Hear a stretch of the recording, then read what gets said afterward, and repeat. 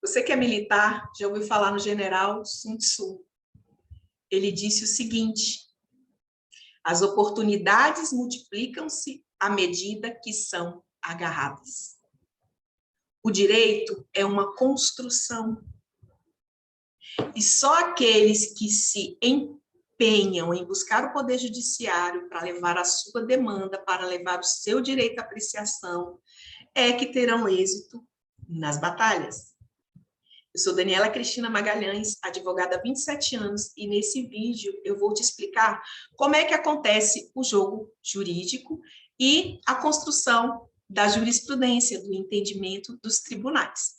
Então, para isso, eu vou dividir com você a tela do meu computador, que a gente vai acompanhar aqui nos slides que eu preparei especialmente para você. Vamos lá? O jogo jurídico e a jurisprudência. O advogado, o bom advogado, ele não é apenas aquele que conhece a lei, ele é aquele que é estrategista, é aquele que estuda o direito e, em cima desse estudo, ele planeja a sua ação. Assim como um jogo de xadrez, assim como uma batalha, uma guerra, que possui táticas de guerra.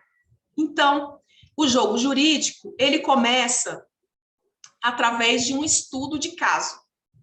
Chega até o advogado um caso em concreto de uma pessoa que teve um direito lesado. O advogado vai analisar esse caso e vai pegar os documentos que essa pessoa tem. Ele vai ouvir a história que essa pessoa viveu. E através dessa análise desse caso, ele vai começar uma pesquisa. Em primeiro lugar, ele tem que pesquisar se existe lei. Espera aí, esse caso dessa pessoa, será que existe uma lei respectiva? Uma lei que dita como essa relação, como esse direito pode ser exercido, quais as delimitações, quais os limites, quais as imposições? Você está me entendendo? Pesquisou a legislação, a gente passa por uma segunda fase, que é a pesquisa aos princípios jurídicos. A gente vai ver nos princípios, como, por exemplo, o princípio da dignidade da pessoa humana, o princípio da inafastabilidade da jurisdição, que é aquele princípio que diz que toda ameaça a direito deve ser apreciada pelo Poder Judiciário. Nós vemos se existe algum princípio jurídico, algum princípio de direito que pode ser aplicado a esse caso que está sendo estudado. Fazemos também a pesquisa de doutrina. A doutrina nada mais é do que os estudos dos jurisconsultos, os estudos dos doutrinadores, dos estudiosos de direito, que são base também do nosso direito. E, por último, a gente vai fazer a pesquisa de jurisprudência. Lá na frente nós vamos falar especificamente o que é a jurisprudência, tá? Então, quando a gente vai pesquisar a jurisprudência, pode ser que a gente não encontre uma jurisprudência para aquele caso, porque as relações humanas, elas têm infinitas possibilidades. E, por diversas vezes, algumas causas que vão parar no judiciário ainda não foram analisadas num montante substancial necessário para que seja feita uma jurisprudência, para que seja feita uma orientação jurisprudencial. Então, se não houver jurisprudência, esse caso que nós estamos aqui estudando, ele vai ser o precursor, ele vai ser aquele que vai provocar o Poder Judiciário a começar a se debruçar sobre este assunto. Então, a justiça é como aquela estátua da justiça que está lá na porta do STF. Ela está sentada, segurando uma balança numa mão e segurando uma espada na outra e com seus olhos vendados. E dali ela não sai, ela é estática, ela é parada. Então, para que você tenha o seu direito apreciado, você precisa ir lá no tribunal, bater na porta do tribunal e falar: olha, tribunal, olha, juiz, olha, desembargador, olha, ministro, eu tenho um direito, esse direito foi lesado, existe tal lei sobre esse meu direito, existe, a doutrina fala tal e tal coisa, os princípios de direito falam tais e tais coisas, e não encontramos jurisprudência. Mas eu preciso que o tribunal analise para que eu possa ter o meu direito reservado. Então, você precisa, que a gente chama de provocar a jurisdição, é ir lá e provocar: olha, existe um direito aqui sendo violado. A jurisdição é o poder que o Estado tem de interpretar a lei ao caso concreto. O que é o caso concreto? Esse caso que você chega e apresenta. Então, a jurisdição, ela deve apreciar toda e qualquer ameaça a direitos. Tá? Então, não existe direito que não possa ser buscado na justiça. A gente precisa fazer uma distinção muito clara nisso. Nem todo direito que você busca na justiça, você ganha.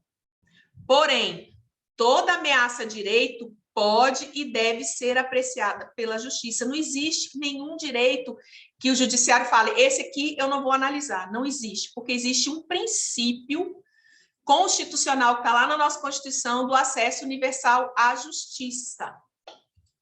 Então, o que acontece? Você acabou de bater na porta da justiça, a justiça abriu a sua porta. E esse caso, seu é um caso novo, você vê que está escuro, não tem jurisprudência, não tem decisão ainda. Então, o que vai ser feito? O advogado vai, a partir de então, a partir da provocação, de entrar com a ação, de levar para o judiciário aquela demanda, ele agora vai trabalhar para convencer o judiciário de que aquele direito está sendo lesado, que existe uma legislação sobre aquele direito e aquele direito deve ser resguardado. Então, é um trabalho que tem que exigir uma ação, tá? Então, aquele que fica parado e não bate na porta da justiça, ele não vai ter o seu direito apreciado, tá? Então, para que você tenha um direito reconhecido, você precisa se dispor, você precisa colocar o rosto na frente e falar, eu tenho um direito que foi violado e eu preciso que esse direito seja resguardado.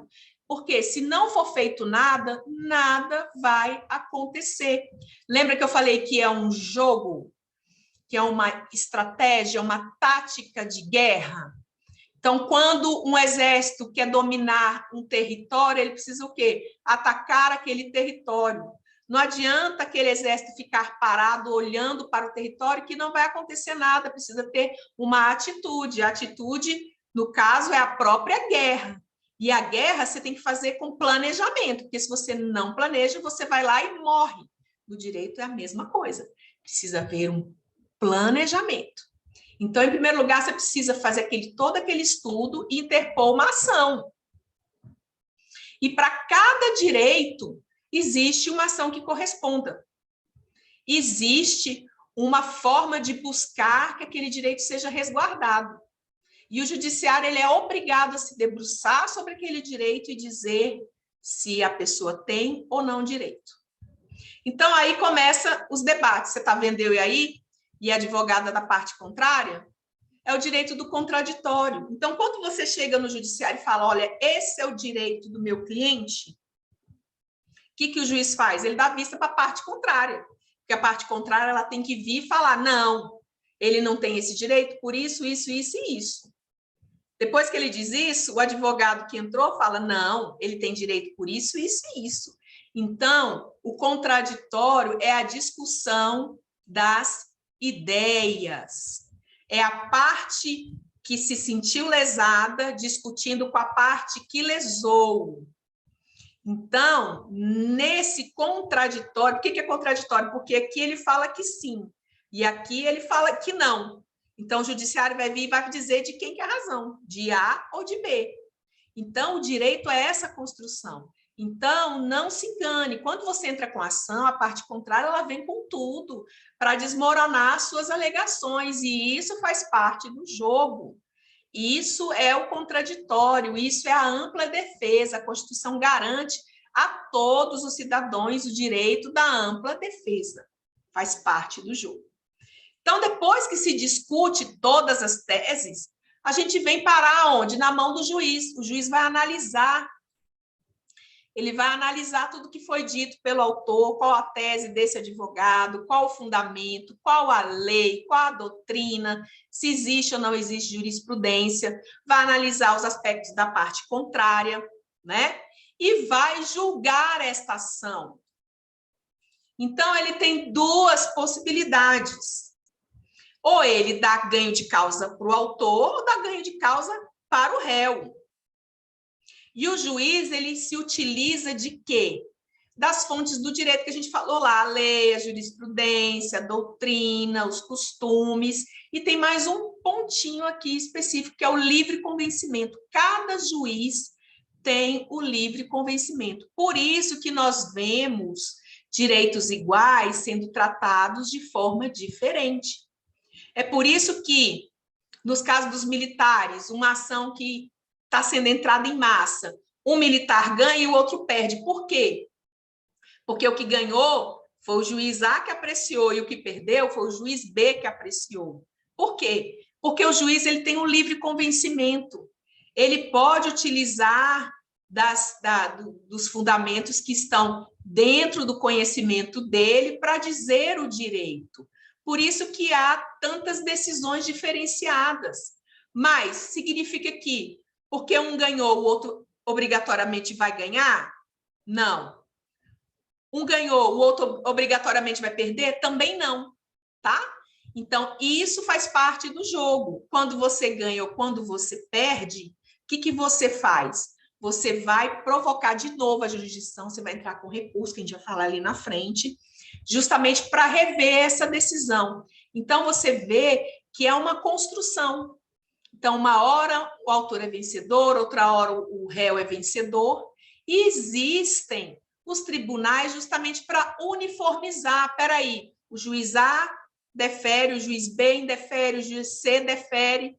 O que o tribunal vai fazer? Vamos ver todas essas decisões e vamos unificar um entendimento para que não tenha injustiça, né? Que tem duas pessoas com o mesmo direito, uma leva e outro não. Então, você vê que é uma construção, é um trabalho, é um jogo. Então, quando sai lá a sentença, e a sentença indefere o pedido do meu cliente, por exemplo, o que eu faço? Eu venho aqui, ó eu aqui fazendo o recurso. Estou fazendo o meu recurso, dizendo para o juiz o porquê que a minha tese deve ser vencedora. E pedindo para que esse juiz reforme a decisão.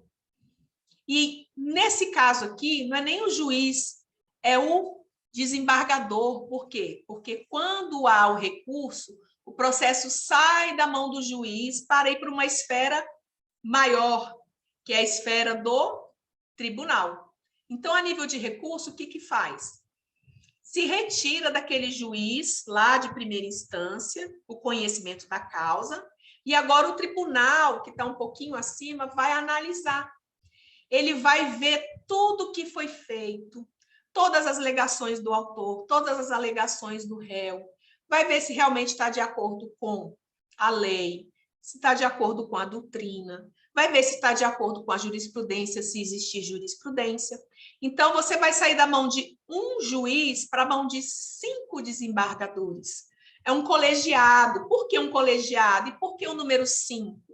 Para não haver empate, para ter um entendimento maior. Então, sai da esfera de uma única pessoa e a possibilidade de se reverter uma injustiça ela é maior, porque 5 pessoas vão se debruçar sobre aquele mesmo direito. Então, quando alguém chega para mim e fala, nós perdemos a sentença, eu não me abalo. Por que eu não me abalo? Porque antes de entrar com a ação, eu me planejei. Antes de entrar com a ação, eu fiz uma estratégia. Eu bolei uma estratégia. E dentro da estratégia tem a possibilidade de vencer e a possibilidade de perder. E quando se perde uma sentença, não é o fim do mundo. Nós estamos apenas começando. Foi apenas a primeira etapa da guerra. Foi apenas uma batalha. Uma guerra ela é feita de várias batalhas. Então, a sentença de primeiro grau é apenas uma guerra de tantas outras que vão se seguir.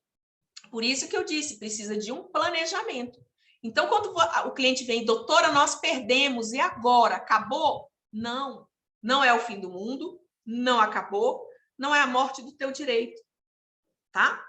Quando uma sentença é julgada improcedente, aí é que me dá mais gás de correr ainda mais atrás do direito do meu cliente, porque eu tenho como princípio entrar com causas que eu acredite que sejam causas com probabilidade de êxito. Eu nunca garanto para ninguém 100% de êxito, porque eu vou estar mentindo. Por quê? Quem julga não sou eu, quem julga é o judiciário. E como eu disse, cada juiz tem o seu livre convencimento. Então, eu não posso, e nenhum outro advogado pode te garantir sucesso absoluto em nada nessa vida. Então, quando chega uma sentença, eu não me abalo. Por quê? Porque eu ainda tenho um grande trabalho à frente a fazer. Tá? E o trabalho é justamente ir para o tribunal. Por quê? Porque é lá no tribunal que nós vamos começar a trabalhar a nossa estratégia de começar a provocar a construção de uma jurisprudência. É assim que provoca. Por quê? Porque se você aceitar o primeiro não que você encontra pela frente e desistir, nada vai mudar. Nada nunca vai mudar. Quem muda o seu destino é aquele que está comprometido com a guerra. É aquele que não tem medo de lutar, é aquele que tem força para a batalha. E isso eu posso garantir que eu tenho de sobra. Então, recorreu? Vai para o tribunal. E o tribunal vai analisar tudo que foi feito, ele vai dar chance para os advogados fazerem a sustentação oral. Aqui você está me vendo fazendo uma sustentação oral, feliz da minha vida. Por quê? Porque eu tenho uma estratégia, eu bolei uma estratégia e eu estou confiante na estratégia que eu adotei. Afinal de contas, são 27 anos de prática. A gente aprende com os percalços da vida. É como no jogo de futebol. Você não consegue fazer gol indo pela direita, você inverte o jogo e vai pela esquerda. Não deu na esquerda também? Você vai jogar pelo meio de campo, não é assim que se faz? Em direito também é assim. Então, a gente vai lá, faz a sustentação oral e esse grupo de desembargadores, 5, depois que os advogados sustentam oral, eles vão decidir se a sentença vai permanecer do jeito que ela foi dada lá pelo juiz de primeiro grau ou se ela vai ser revertida, se ela vai ser alterada. É aí, é nesse ponto aqui que sai o acórdão. O acórdão é como se fosse a sentença, só que o acórdão é no Tribunal de Justiça. Saiu o acórdão, aí nós vamos ter um precedente. A gente ainda não vai ter jurisprudência. Por quê? Porque a gente vai ver aqui agora, eu vou explicar para você que precedente é quando o tribunal julga um recurso, 2 recursos, 3 recursos. Por que 3 recursos não fazem jurisprudência? Porque o tribunal tem várias turmas, tem vários desembargadores. Nós temos casos aqui no nosso Tribunal de Justiça do Distrito Federal que uma turma entende de uma forma, outra turma entende de outra. Por quê? Por causa do livre convencimento dos desembargadores. Então, quando o tribunal julga 1, 2, 3, 4, 5 recursos, ele abre um precedente. O precedente ele não é jurisprudência, tá? O precedente, ele serve como rumo, sabe? Quando você vai apagar um incêndio, no caso dos bombeiros, tem o ditado, onde há fumaça, há fogo. O precedente é como se fosse a fumaça, tá? É a fumaça, o precedente. Você vê a fumaça e você fala, oh, pode ter fogo ali. O precedente, ele não gera efeitos erga omnes. O que é isso? O precedente, ele não gera efeito contra terceiros. Por exemplo, tem uma ação militar que todo mundo está entrando. A primeira ação, ela foi julgada procedente, ganhou. Isso significa que todos os militares vão ganhar? Não. Significa que existe uma fumaça e que existe chance dos outros militares ganharem. Mas os efeitos daquela sentença é só naquele processo lá.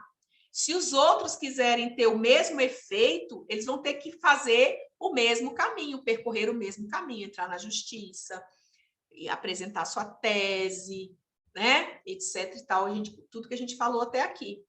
Então, o precedente ele não gera efeitos erga omnes, nem positivamente, nem negativamente. Então, significa que se um militar perdeu uma ação no tribunal, significa que todos os outros vão perder? Não. perdeu só para ele ali. Se o advogado lá na primeira instância fizer um trabalho bem feito, o que vai acontecer? Ele vai trazer para esse militar específico uma decisão específica para o caso dele. E o precedente, gente, muito importante, ele não vincula outros juízes ou tribunais, tá? Não é porque um tribunal, uma turma julgou procedente que a outra vai julgar. Lembra que eu falei que existem até divergência nas próprias turmas dentro do próprio tribunal? Tá?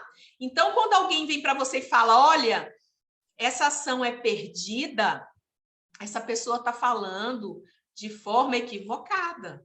Por quê? Porque não existe nem causa perdida, nem causa ganha. Existe causa que você tem que trabalhar nela com seriedade, com planejamento, para você alcançar o seu objetivo. Tá? Então, a jurisprudência é o contrário. A jurisprudência ela é formada por reiterados julgados. Sabe o precedente? Pipocou um precedente, 2 precedentes, 10, 100, 300. Opa, o tribunal fala, olha, essa ação ela está recorrente, esse assunto está recorrente. Olha aqui, tantas decisões, quantas apelações, quantos recursos. Vamos nos debruçar aqui, estudar esse assunto e ditar o entendimento do tribunal. Então, é assim que é feita a jurisprudência. Lembra do ditado, mandorinha só não faz verão? Uma sentença só não faz verão. Uma sentença só negada não vai fazer verão e uma sentença provida também não vai fazer verão. Precisa que as pessoas, que os indivíduos estejam indo até o Poder Judiciário para que o Poder Judiciário se manifeste, se posicione. Então, no sentido em que vários recursos vão entrando, vão pipocando dentro do tribunal, aí o tribunal vai formando a sua jurisprudência. Para se formar a jurisprudência, gente, é um processo longo, é um processo que não dura 1, 2 meses, é um processo que dura anos, tá? Processo que dura anos. Por quê? Porque dentro do Tribunal de Justiça, essa tese, esse precedente, essa causa, esse assunto, ele vai chegar no STJ, ele vai chegar no STF, dependendo da matéria. Se for matéria constitucional, vai para o STF. Se for matéria infraconstitucional, vai para o STJ. Então, para se formar uma jurisprudência, leva tempo, porque é uma construção. Então, não se alarde quando alguém chegar e falar para você, olha, sua sentença foi improcedente. Não é o fim do mundo. Pelo menos, no mínimo, o início da sua jornada. É a jornada do herói. O herói, quando chega para fazer algum tipo de coisa, ou descobridor, as pessoas jogam pedra nele, ninguém acredita, né? Quando falaram que a Terra era redonda, o que fizeram? É bruxaria, mata. Quando falaram sobre a lei da gravidade, nossa, é bruxaria, mata. Então, tudo que é novo amedronta as pessoas. E tem sempre aqueles que vêm para falar não, derrota, não, não e não, né? Mas o não é apenas o primeiro degrau de uma escada, que é a escada da construção da jurisprudência. Você está me entendendo? Então, depois que os tribunais eles têm uma jurisprudência forte, robusta, aí eles resumem essa jurisprudência numa súmula. Aí sim, a súmula, que é o resumo de toda a jurisprudência sobre aquele assunto, a súmula então passa a ser o norte. E a súmula passa a ser não aquela nuvem de fumaça, mas a súmula é aquela tora de fogo que diz para todos os juízes como é que esse direito deve ser julgado. Então, quando um determinado assunto é sumulado pelos tribunais, aí sim ele tem efeito erga omnes, ele tem efeito para todos. Então, vamos supor que uma causa militar foi julgada no Tribunal de Justiça, depois ela foi para o STJ, depois ela foi para o STF, o STJ e o STF bateram o martelo e falaram, olha, esse é o direito dos militares, aí sim. Aí todos os militares vão ter esse direito. Mas enquanto não existe uma súmula, cada um tem que buscar o seu direito. E essa é a diferença entre aqueles que buscam, entre aqueles que são ativos, daqueles que são derrotistas, daqueles que são parados, daqueles que são inertes. Sun Tzu falou, a vitória está reservada para aqueles que estão dispostos a pagar o preço. Nem todo mundo está disposto a pagar o preço. Você está disposto a pagar o preço? Quem está disposto a pagar o preço está disposto a ouvir não durante o caminho. Mas o não não pode ser, o primeiro não não pode ser o obstáculo final para aquele que persevera. A habilidade de alcançar a vitória, mudando e adaptando-se ao inimigo, é chamada de genialidade. Então, a construção, o jogo jurídico, a construção de uma jurisprudência, de um entendimento, é algo que se constrói, tá? Então, não se engane. Você pode ouvir notícias, fulano perdeu, ciclano perdeu, isso não significa que a guerra está vencida, tá? O verdadeiro guerreiro é aquele que está disposto a pagar o preço, é aquele que está disposto a lutar. E o bom advogado é o advogado que luta, é o advogado que tem a habilidade de jogar com as ferramentas que ele tem nas mãos. E qual é a ferramenta que o advogado tem na mão?